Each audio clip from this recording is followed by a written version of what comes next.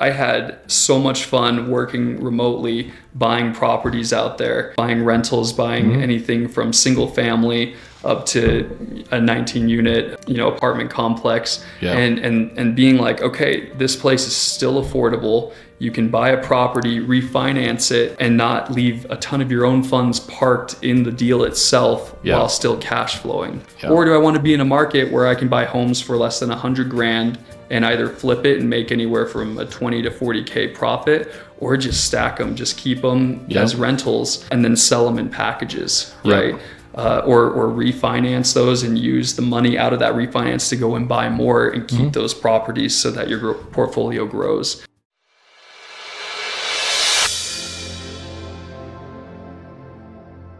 Hey everybody, welcome to this episode of The Closing Table. My name is Landon, President and CEO of Miracle Movers and Storage. Here at The Closing Table, we sit down with industry experts and we talk about the real life hustle that leads to big wins in the market. Today I am joined by Chris Pange. He specializes in national business development with Lendsure Mortgage Corp. Thank you so much for joining me today. So happy to be here, Landon. Thanks for having me on. Yeah, and I really love to have guests that have a ton of experience and are really making big moves. So having you on it's a treat. So I just got a real quick question. In today's market cycle, like what separates real operators from over leveraged, just getting started folks, or what separates the men from the boys in terms of those who are just getting started versus seasoned investors? Absolutely. I've had the pleasure to work with some pretty incredible businesses, some real estate investment businesses, and businesses that that are operating just here locally and nationwide. And from being able to watch these masters, guys that have remained as my mentors to this day, being able to simplify as much as possible the process and automating processes and understanding your market and where you're going to be, fishing, right? That's been huge for me. And these bigger players, and I'm going to do a name drop here. There's Cody Hoffine and Mark Stubler with Joe Homebuyer. So I worked with them for a few years, and watching them expand from just 4 franchises here locally to 90 franchises nationwide, that doesn't happen by accident, right? Yeah. So there was so much time and energy invested in the process, right? So getting in there and being like, hey, what's the exit strategy? So defining the exit strategy and going hard on it, not doing a shotgun blast approach, shot in the dark approach and saying, let's hope this hits something, right? So being able to watch them and understand, okay, the marketing, which is insane, right? Trying to get the name out there and the money spent behind that. Marketing in the correct area, so defining the market, marketing in the right niche areas, just the right niches in that market, and then understanding the exit strategy. What is our goal here? So in that scenario where, from working with them, they were predominantly a wholesaling company, but then there's fix and flip exit strategies that often, arise from the opportunities that they're seeing in that business. There's buy and holds, right? And there's just such an emphasis on what is our exit and are there multiple exit options. So that's what I came to find as being most valuable. That's going to separate the big dogs from the newer investors. It's going to be understanding and being very clear on what you want and just doing the daily small things, right? Continuing the marketing, continuing the search, and just following through on the exit, understanding, hey, if this doesn't work out, I've got a couple different options here if I need to pivot. Yeah. And I'm going to go off the cuff here a little bit. In terms of the Salt Lake City market, what would you say the best areas are for real estate investing? I understand it may be areas that are going through a revitalization, but if you were to name a few cities, what would you say, what areas should investors be looking in right now? Yeah, some people might disagree with me, but I think most areas that have employment centers that are nearby, there's always going to be excellent opportunities. It just comes down to finding them, right? And that takes some time to know a deal when you see it, and then understanding how to negotiate that deal and find a great solution for the client and for the business owner. And I remember we had a lot of fun in West Valley, had a lot of great projects out in West Valley. Down south in Provo, there's some fantastic opportunities there because affordability, right? Like that's what you're trying to capture is once I'm done with this could be a great deal, right? But who's going to be able to afford it after I finish the project? So understanding the economic stability of an area is so important because it's like, okay, is this a place that people want to live, right? Like this is a nice house, but it's a bad neighborhood. So maybe it's not going to have the same marketability once it's finished. But yeah, I know that's kind of a non-answer saying like, oh, everywhere, because there are obviously some places that are better than others. Yeah. But I love looking at, okay, if I were to buy this house, would I live in this neighborhood? Or is there an appeal to people because of the affordability, right? The barrier for entry is a little bit less, yet it's still a decent place to live. And just trying to put yourself in the position of what happens next. Yeah, absolutely. And where do most investors misunderstand residential transition loans, and how should they be thinking about RTL capital as a strategic growth tool rather than just a deal in financing? Yeah, that's a great question. I remember I was playing with the idea of jumping in, doing my first flip. This was 4 or 5 years ago, and I understood the process. Like I knew where to find homes. I knew how to underwrite and to assess those homes. And yet I was still so nervous about jumping in, right? And my concern at that time was the money. Like, how am I going to figure out this money, right? Yeah. And I think I had it in my head that it was so much more expensive to borrow money, not realizing like, hey, to make this kind of money to use from your own bank account, it's going to take a minute, man. Like, so risky too. And you're using your own money. It's not collateralized by anything, right?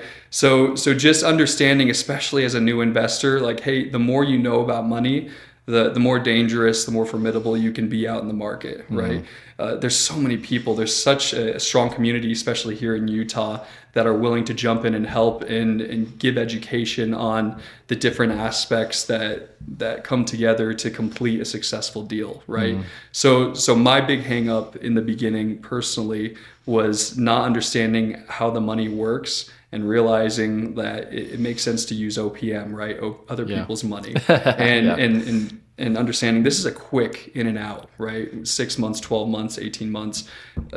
The money is all baked into that underwriting up front. Yeah. So I think it was just the fear of jumping. I don't know if you've been to Lake Powell and jumped off one of those 50-foot oh my goodness.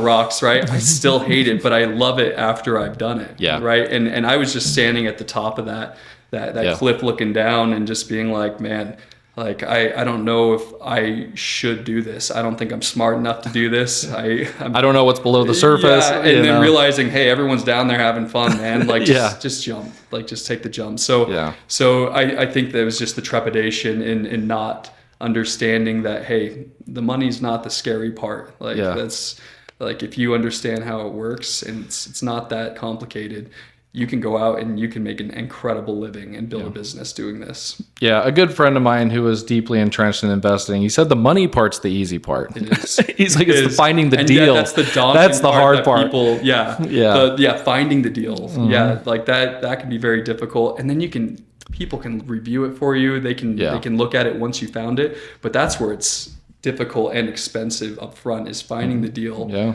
And the money part, that's just kind of like, some people don't even know how they're going to pay for the deal when they found it, right? They're just like, I'll figure it out, because they understand the money's out there. Yeah. And people like me, companies like Lendsure, we're like, take our money. Like, we want you to grow your business. We want you to have straight up. Like, we want you guys to grow your business, and we want you to have a reliable resource that okay, like, these guys are institutional, right? They're not, we're not hard money and we're not conventional. Yeah. So these guys have the funds, not just to do, a few projects for me, but ongoing projects. Yeah, perfect. And when you're evaluating a borrower at Lendsure, I mean, what are the non-negotiables that instantly build or destroy confidence in backing that deal?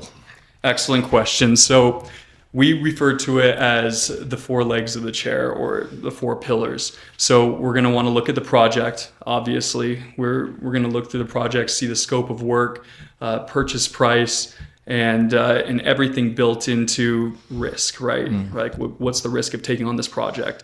And then we're going to look at the borrower. Where's the borrower's risk, right?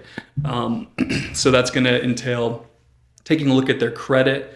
We're going to look at their assets to make sure that they can cover closing costs and reserves, right, for payments moving forward, and to be able to get the project started, right? Because these guys are going to go in. Maybe the agreement with their contractor is, hey, you have to give us some of the funds up front. And then when we do our draw, or when they do their draw and we reimburse them for funds out of that loan, they're made whole. So we got to make sure, do you have the money to get this off the ground? Sure. And so we've got the project, we've got the assets, right? We've got the credit. So we want to look through and be like, hey, do we got anything that's a little bit risky within this credit profile? Did this guy file for bankruptcy within, the last couple months? That's going to be a little bit dicey. We like to see a bit of time separating from major credit events, right? But even then, we'll lend to someone with a 660 FICO, because we're known as common sense lenders. Yeah. We look at all of these pillars, right? And we say, okay, this guy doesn't have the best credit, but look at this experience. He's built, he's done ground up construction for the past 10 years, and he's done an insane amount of projects. So we're going to look at each of those defining factors when just looking at risk assessment, and say, okay, like this looks like a borrower that we would want to work with and want to continue doing business with. Yeah. So the project, the assets, the credit, and borrower experience. Experience is going to be number one. Like we're going to look at that, and one project that might not have worked for another borrower might work for someone based just off of the experience alone, right? Yeah. And I mean, we want everyone to come to us. If you're very experienced, very seasoned, or this is your very first flip, we would love to help lift, get you off the ground and get a business going. So that we can see that repeat business and be the money moving forward. Yeah, I love to hear that you'll work with anybody. I understand that not everybody's in the same experience category, and I'm sure you've dealt with people that are asking questions left and right. They're like, how does this even work? Yeah, absolutely. I mean, if not for companies like us that are willing to lend to brand new investors, I couldn't have jumped in, right? Yeah. So it's one of those things where it's like, wow, that's really cool to be a part of someone's experience jumping into this really exciting industry and being able to fund one of their first deals. That's amazing.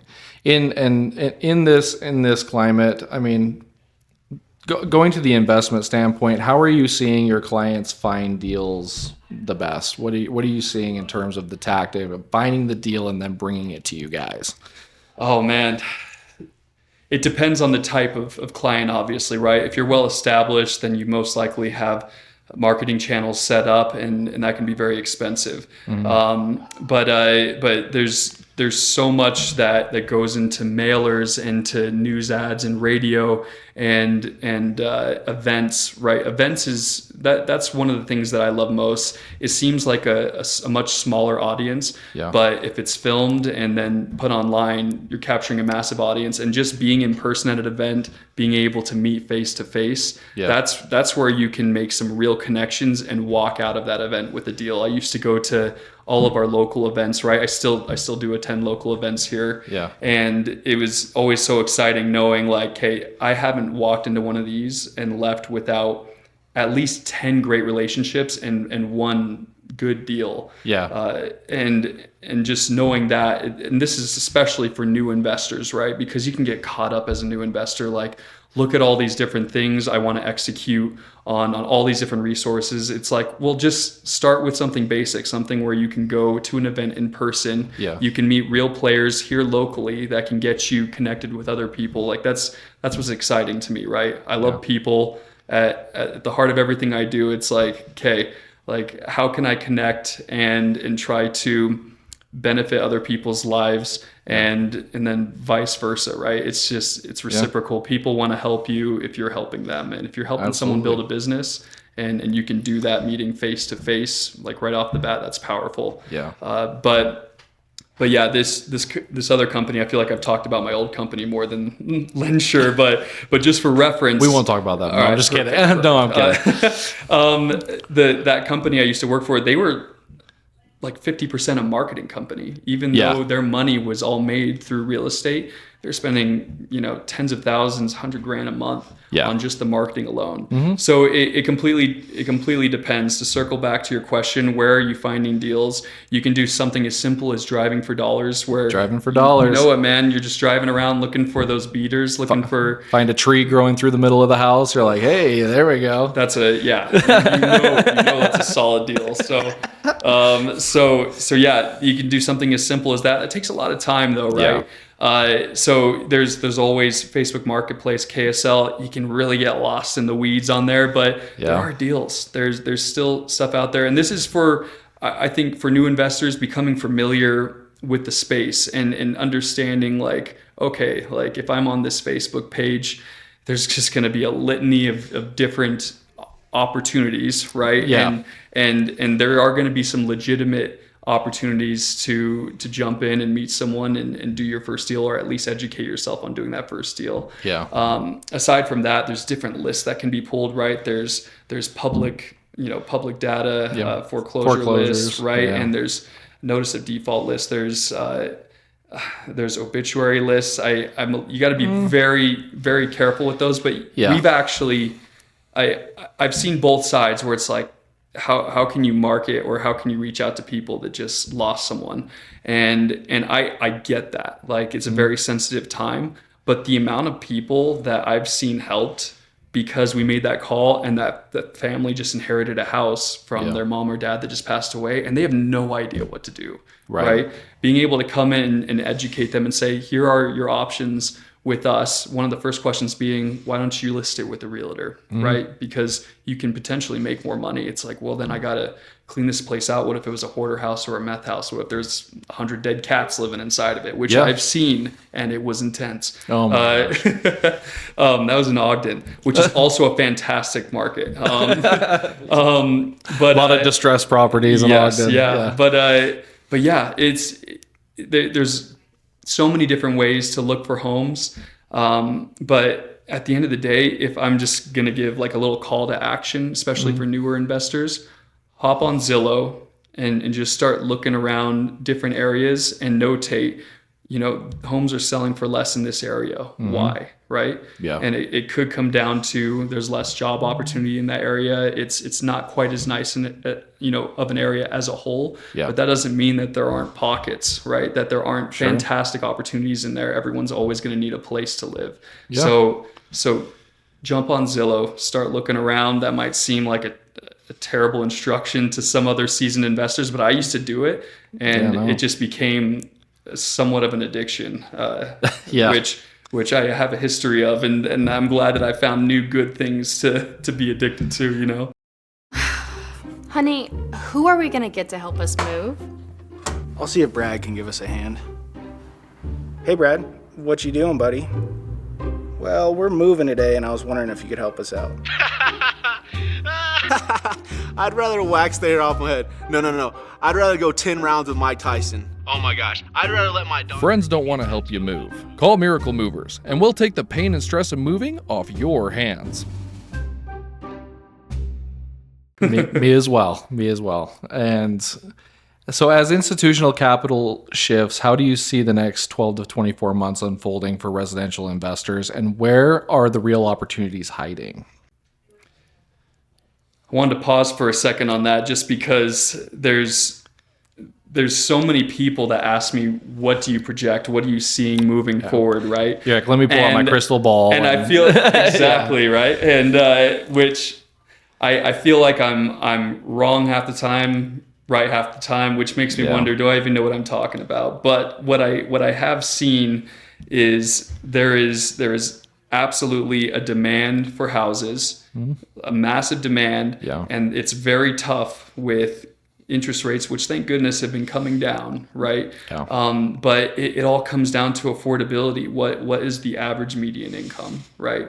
And I mean, I'm sure here in Utah, there's a vast disparity, right? Like between how much a household makes and just the entry level home that they're able to afford. I have friends that make a fantastic income, just on their own, right? Even six figures, lower six figures, and they still can't qualify. And that's brutal. That's brutal. The struggle's real. It is. It is. And we, for the size of home and what we wanted in a house at a decent income, I had to move out to Tooele County just to get what I need, because I couldn't find it here in Salt Lake County. I still have an investment property in Magna. I just decided Magna wasn't for me, so I was going to move somewhere else, but I could not find the space and the land and what I need here in this city, in this county. So we had to go around the mountain a little bit to find it. So, and it's tough. It really is. And it's interesting you say that, because I was wondering the same thing back when we purchased our first home, my wife and I, in 2020. I was like, do we move further away to get a newer home, right? More land, more space. At the end of the day, we decided, let's stay closer to family and to the area that we knew. So we're over in Murray. Cool. But we spent like $150K more than what we were hoping to on a first home. Now, as you know, we bought in 2020. As blew did up. I. We got very lucky. It was definitely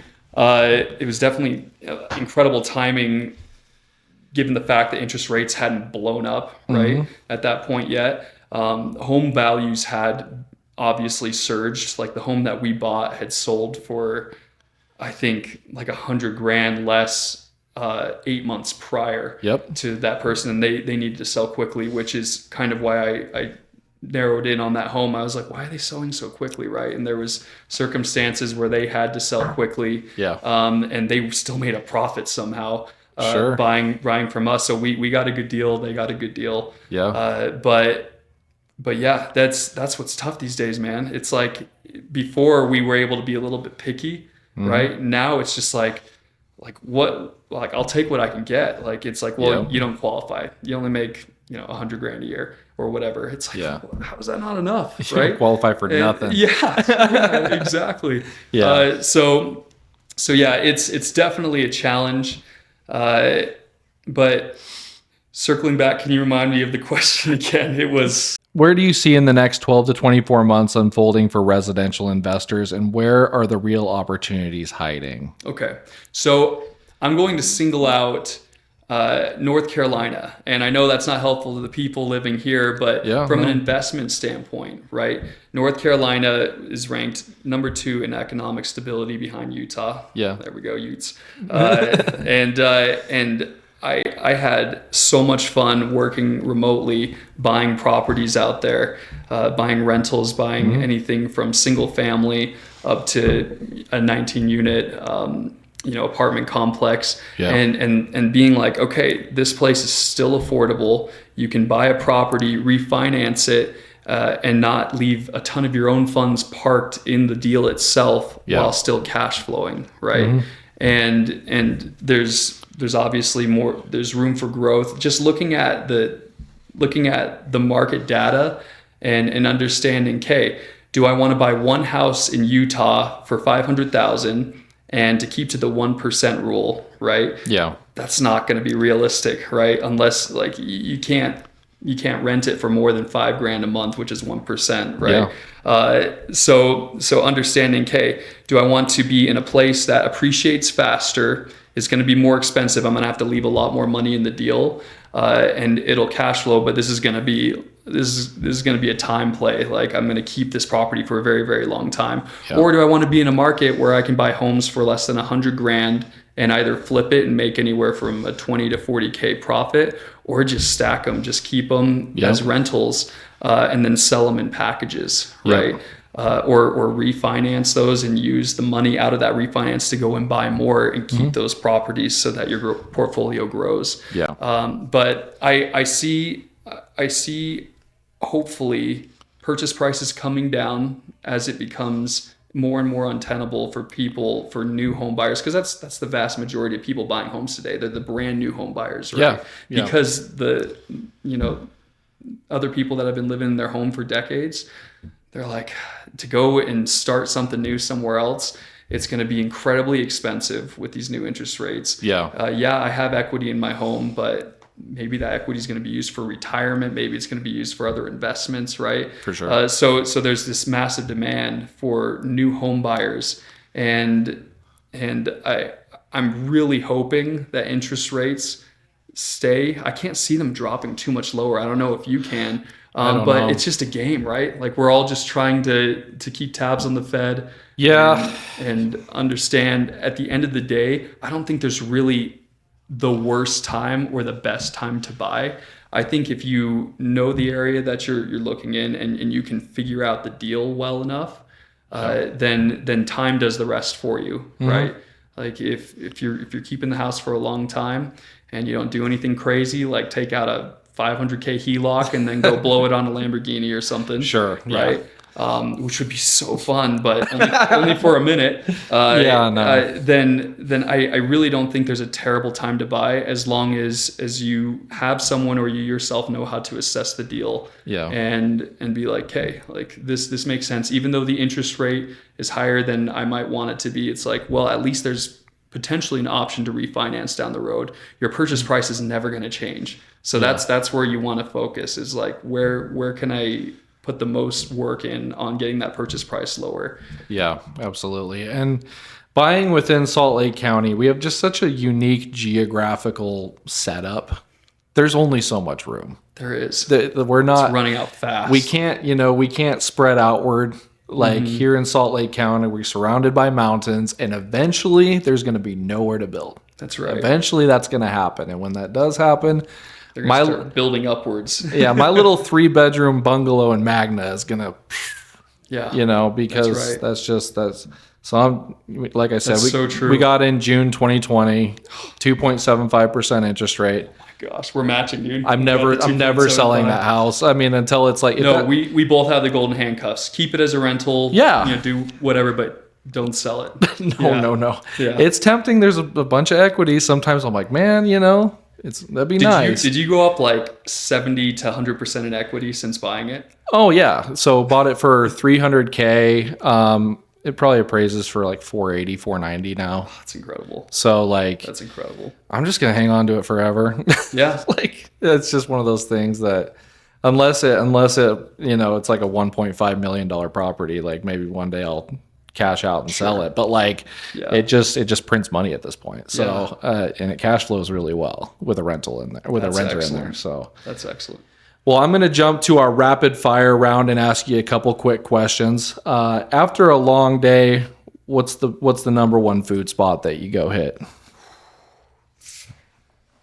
Oh man, I'm a pretty big In-N-Out guy. Yeah, I love In-N-Out. Yeah, there's this place. Shout out to Baruch Cafe off of 13th East and 5600 South. It's like it's Lebanese food, but it's like Greek, so it's like lamb, gyros, and beef and chicken. Oh, it's so good. I just had it yesterday, so it's still lingering in my heart. I'm like, maybe today I'll do it. I'm gonna check them out. They're really good. Thanks for the recommendation. Yeah. And then, what would be your dream vacation when you finally get to unwind from crushing it all the time? I'm going to Portugal, man. Are you? I'm going to Nazaré. Yeah. You have it planned? It's not planned, but Okay. that is one of my dream destinations. They have the largest waves in the world, and that's where the largest wave in the world has been surfed.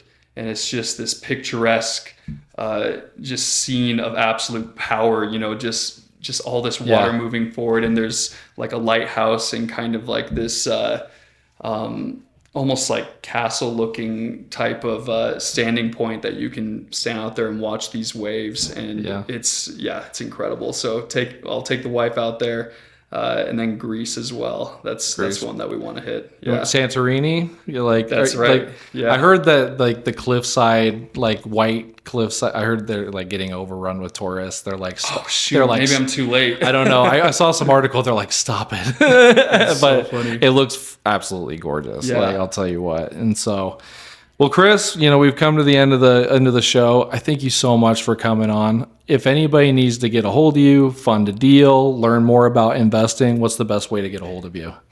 Yeah, you can reach out to me directly, and we have our team as well, lendsure.com, and there's a tab that you can click.